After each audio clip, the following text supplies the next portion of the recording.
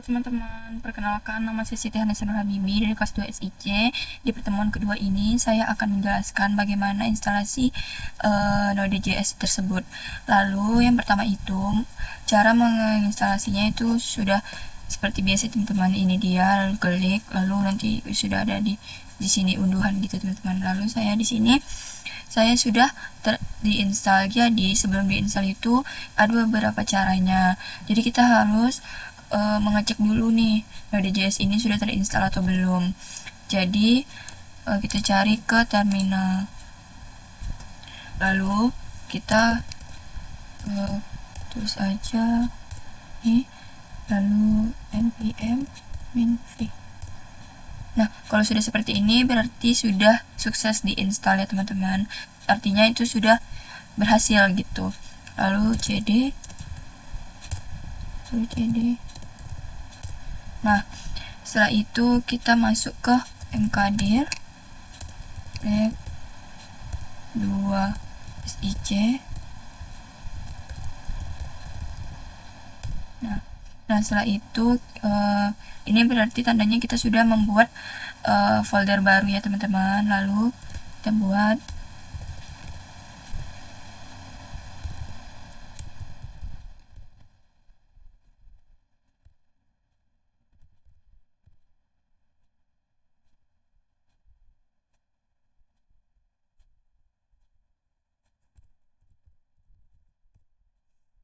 lalu setelah itu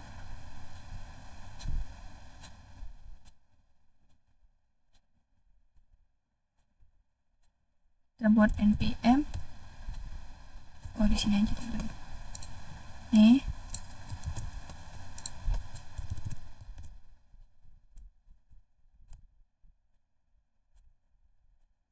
lalu di sini kita klik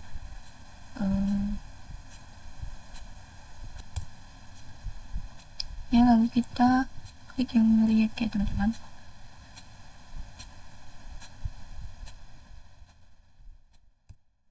Di sini kita klik yang JavaScript. Lalu di sini kita klik yes. Ini dia instalasinya ya teman-teman. Kita tunggu aja beberapa detik ya teman-teman.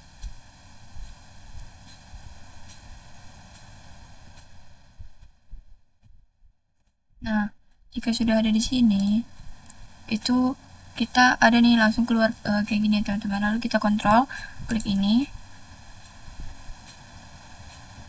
Nah, kalau sudah seperti ini tandanya sudah berhasil ya teman-teman. Kita sudah membuat folder baru.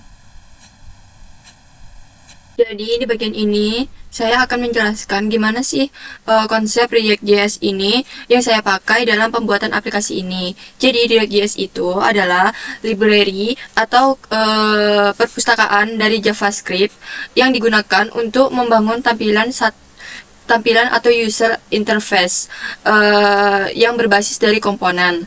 Jadi tampilan itu tidak dibuat sekaligus, tetapi dia dipecah menjadi bagian-bagian kecil yang disebut dengan komponen. Lalu dalam konsep ini juga kodenya itu jadi lebih rapi, lebih mudah dipahami, dan bisa digunakan berulang-ulang gitu teman-teman.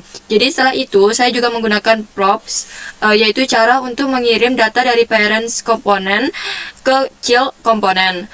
Jadi dengan prompts ini data bisa ditampilkan secara dinamis di dalam aplikasi. Jadi intinya setiap komponen punya perannya masing-masing, tapi semua saling terhubung untuk membentuk satu tampilan yang utuh.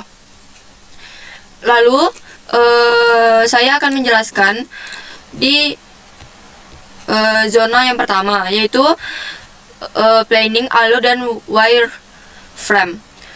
Jadi di zona 1 ini saya membuat perencanaan dari aplikasi yang saya kerjakan, yaitu aplikasi biodata sederhana berbasis React. Lalu struktur aplikasinya ini dimulai dari main.jsx sebagai root, kemudian ada container sebagai pembungkus utama, lalu biodata sebagai komponen inti. Di dalam biodata saya membaginya jadi beberapa bagian seperti greeting, user card, dan quote text seperti ini ya teman-teman. Tujuannya supaya kode lebih rapi dan mudah dikelola. Untuk tampilan atau wireframe, saya mendesain aplikasi berbentuk card di tengah, seperti ini teman-teman. Di tengah layar yang berisi judul, lalu gambar profile, teks pembuka, data biodata, dan juga quote, teks, dan footer di bagian bawah. Seperti ini ya teman-teman. Lalu penjelasannya, di dalam aplikasi ini saya membuat komponen utama yaitu biodata diri yang berfungsi untuk menampilkan identitas diri sebagai portofolio sederhana saya. Di dalamnya saya membagi lagi menjadi beberapa komponen seperti greeting, user card, dan quote text. Khusus untuk user card, komponen ini menampilkan banyak data seperti nama, NIM, prodi, kampus, semester, kelas, email, dan beberapa lagi ya teman-teman. Itu semua dikirim dari beberapa parents menggunakan props. Dengan ini, saya bisa memisahkan antara tampilan dan data, jadi kodenya lebih memular dan mudah dikembangkan ke depannya.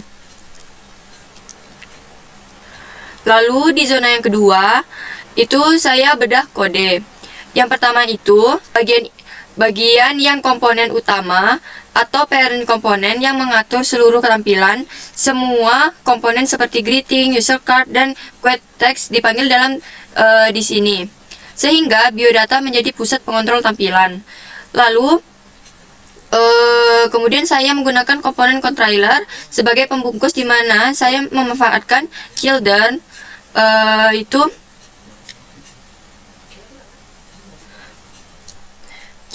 itu menampilkan isi komponen biodata di dalamnya.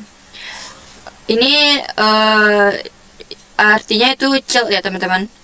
Lalu selanjutnya pada biodata, komponen beberapa ini berperan sebagai parent yang memanggil beberapa child komponen seperti greeting, user card, dan quote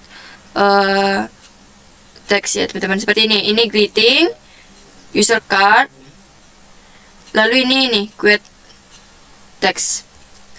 Selanjutnya di dalam user card itu saya mengirimkan data sebagai prompts yang ditampilkan menggunakan prompt seperti prompts nama, prompts name, prodi, dan lain-lain. Selain itu di quote text yaitu ada dua tampilan.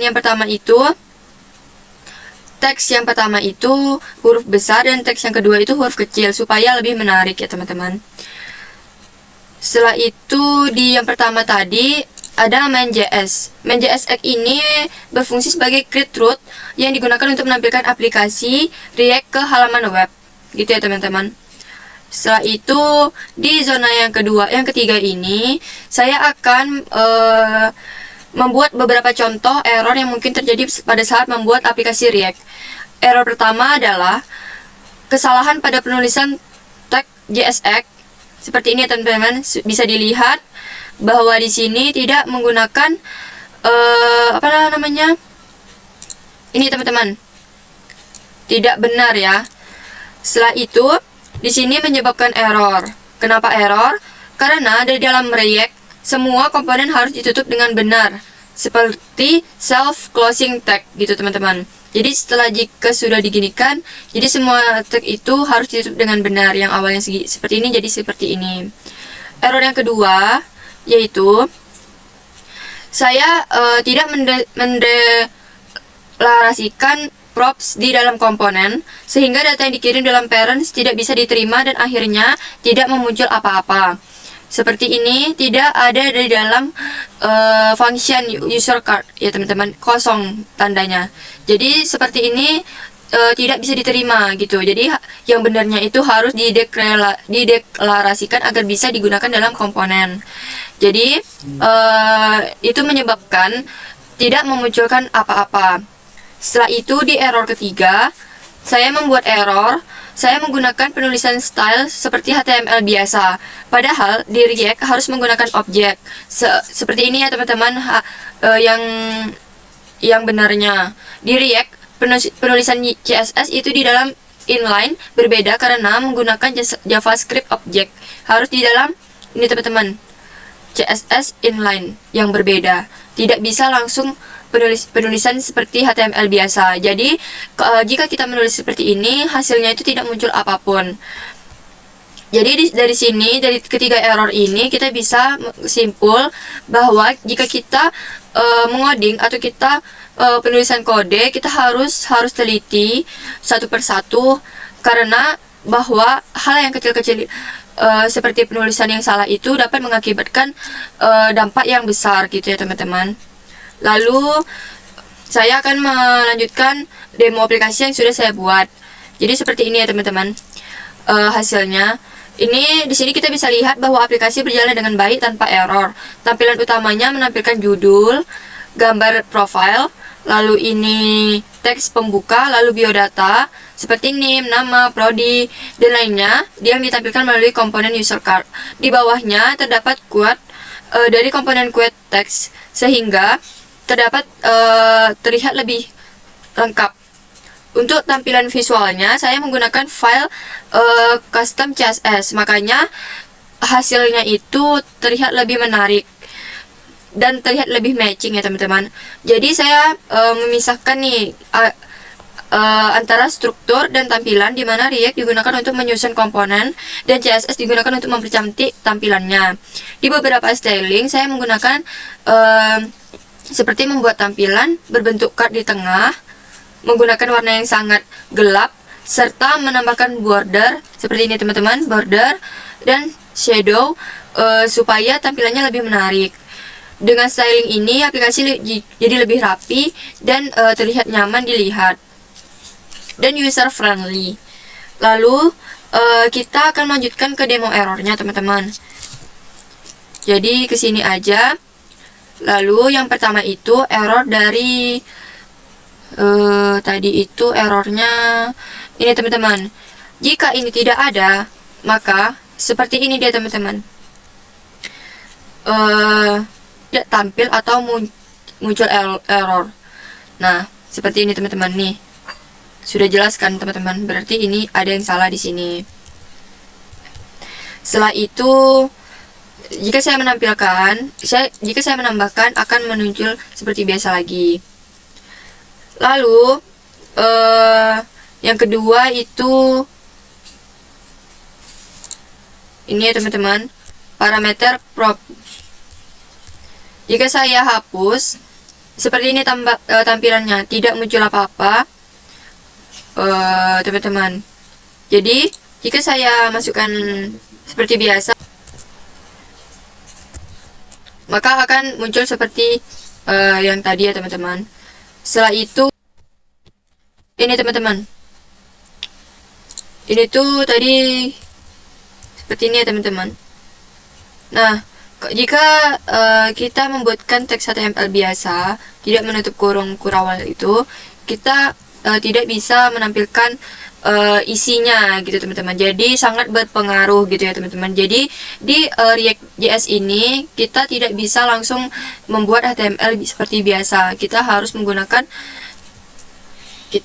menggunakan format objek gitu teman-teman.